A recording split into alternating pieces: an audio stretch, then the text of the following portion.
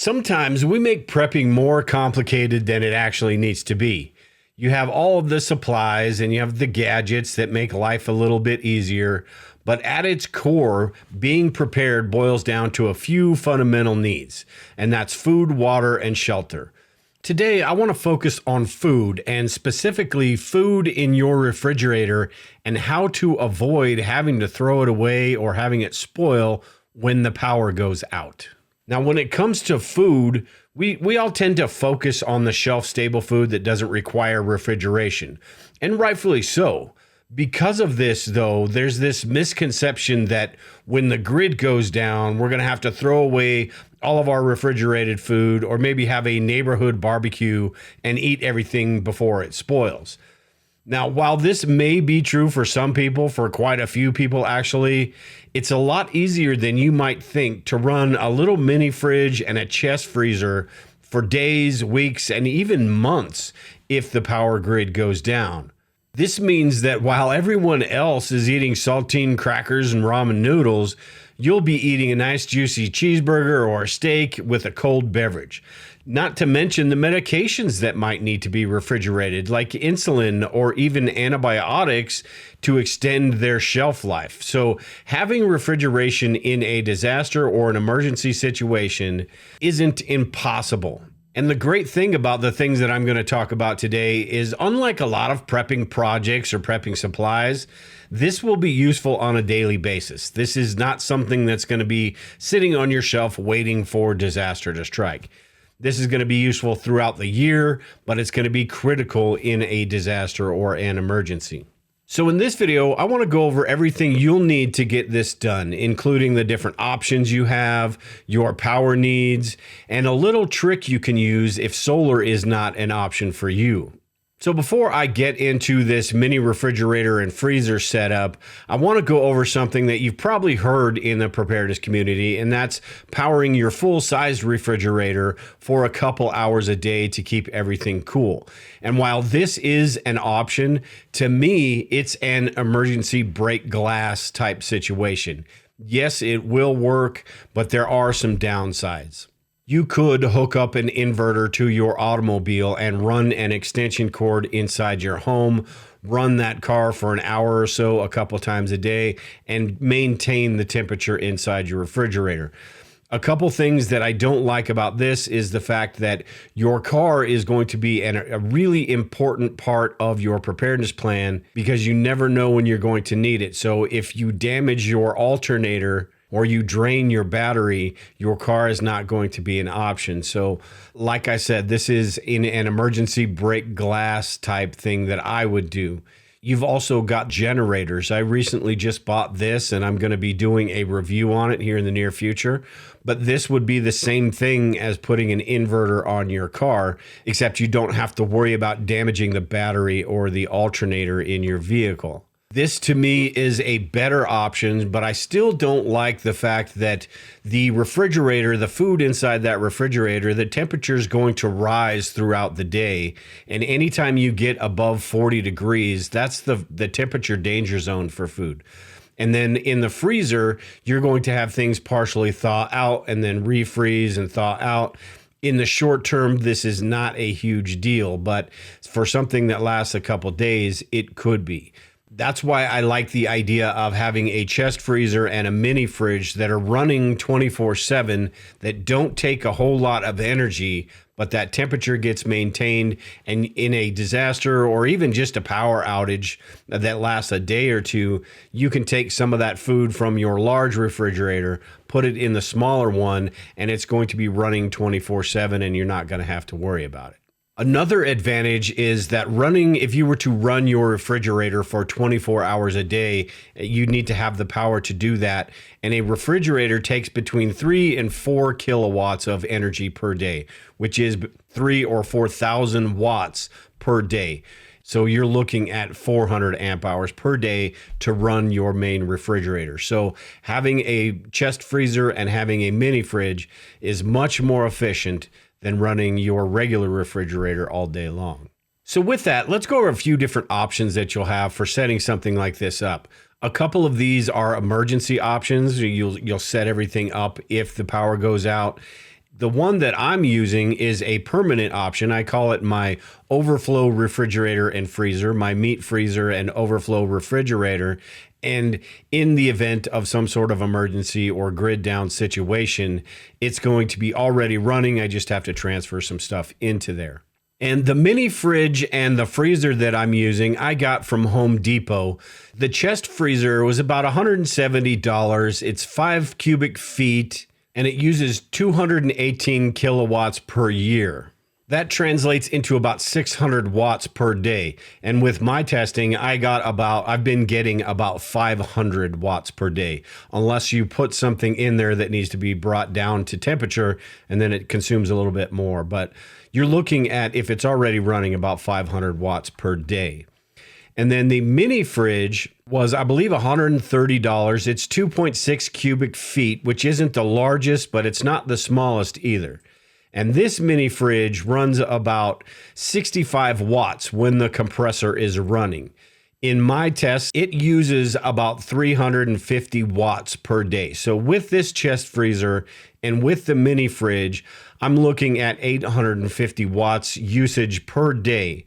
Now, keep in mind, this is just an example of what I'm doing. You can go with a larger freezer, a smaller freezer, a medium-sized refrigerator, a smaller refrigerator. They make those as well. It all really just depends on what your wants and needs are and how much power or energy you're able to generate. So the first option I've got here, and this is the least expensive and an emergency option, but this is a single LiFePO4 battery, or one of the portable power stations that has at least 100 amp hours of energy in it. You can use these to power this setup for 24 hours. All you would have to do is have these plugged into the wall, and then in the event of a blackout or power outage, you just unplug that, plug it into your inverter or power station, and use that energy to power the mini fridge and the freezer. Now, in most emergencies that we'll face, this is going to be plenty. Most of us haven't, unless you live in California, haven't been without power for longer than a day or two. But you just never know. Now, if you want to replenish that power after 24 hours and the grid is down, you're going to have to do that either by solar or even, as I mentioned earlier, plugging an inverter into your automobile, or having one of these generators to refill that battery before it drains completely. With solar power, one 100-watt solar panel is probably going to get you about 50 or 60% of that battery. So if you go with solar, you're going to need at least two 100-watt solar panels, one 100 amp hour LiFePO4 battery, and a charge controller. If you go with the option of recharging that battery with a generator, generating it from your car or a small generator, all you'll need is a 600-watt inverter. And it doesn't have to be a pure sine wave inverter. It doesn't have to be the expensive ones because it's just a refrigerator. But you'll need a way to turn that DC power from the battery into AC power for the refrigerator. So basically, with a single 100 amp hour battery and a 600-watt inverter, you can power a mini fridge and a refrigerator, a small refrigerator like these, for 24 hours. The next day is where the issue comes in, and you'll need to be able to recharge that. Now, a little bit better of an option would be to get two 100 amp hour LiFePO4 batteries. That way, in the 24 hours that you're using one of them, you can either have the other one charging by solar or have it charged with your generator. That way, when the first one gets depleted overnight to about 15% or so, you can switch those out and use that fresh battery and recharge that second battery during the day, whether that's a generator or if you don't want to put a cord for solar into your home, you can take that battery outside and charge it with your solar panels. So having a second battery would be helpful. You don't need them tied together like I have them, but it would be helpful if you want to charge a battery during the day while you're using another one. And with a setup like this, you'll be able to run that for an indefinite period of time, as long as you have fuel stored or you have enough solar to get those batteries charged.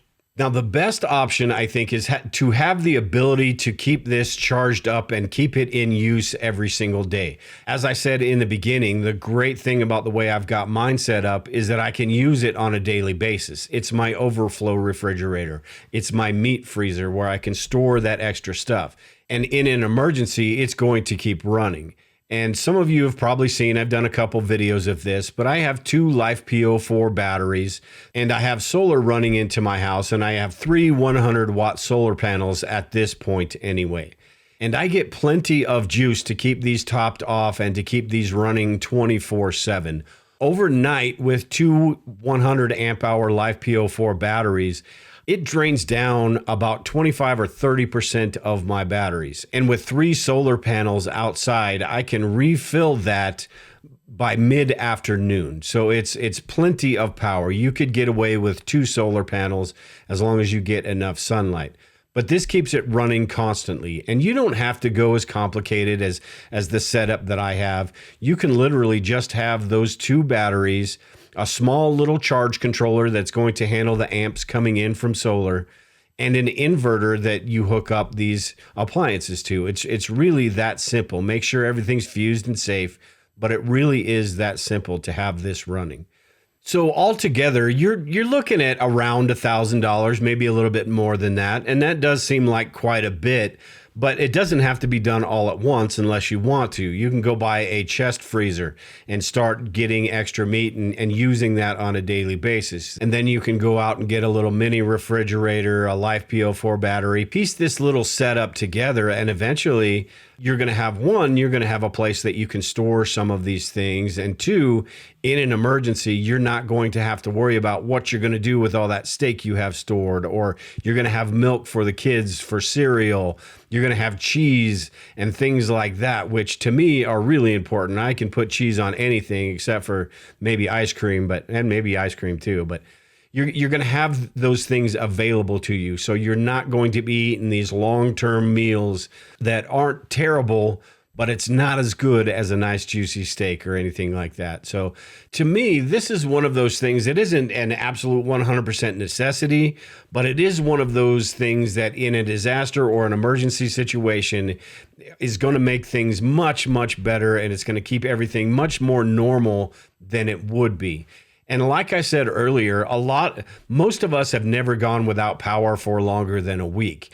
And most of these larger scale disaster scenarios we think of all the time are far less likely than some Yahoo running into a transformer at a red light and taking out the power for a day or 2. Or if you live in California, who knows, it probably goes off 5 or 6 times a year. So this type of setup is almost a necessity in California. But you just never know. And having something like this will help your preparedness on a daily basis. And if and when disaster strikes or the grid goes down, you are going to be ready to go, and you're not going to have to join that neighborhood barbecue, or you're not going to have to throw all your food out. I'd love to hear your thoughts and advice on what you plan on doing in a grid down situation, how you're going to keep your food cold, how you plan on running your refrigerator, or even something small like this. I know there's a lot of different options, and if you have any of those, make sure to leave a comment in the comment section below this video. And if you like this video, make sure and subscribe to the channel, and also hit that bell icon to get notified anytime I do any new videos. Like I said, I'm going to be reviewing that generator here in a week or 2, and I do a video, twice a week or so. But with that, I am done today, everyone. If you do have any questions or comments, like I said, make sure and leave them below. But with that, take care and prepare. We will talk to y'all later.